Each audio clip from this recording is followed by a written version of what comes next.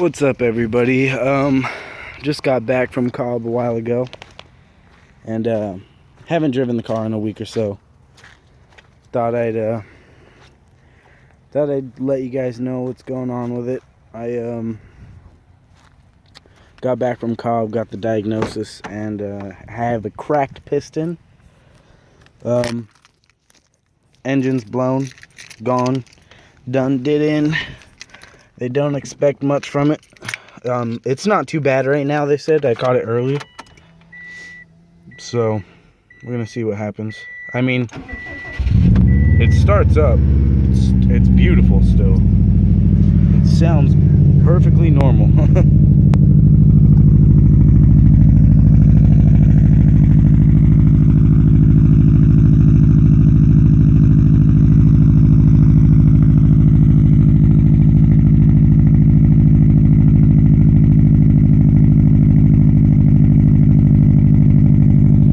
Amount of condensation coming out of the exhaust. I mean, there's nothing.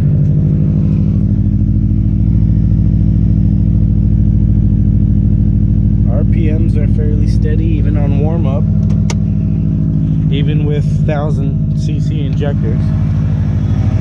Perfectly okay. But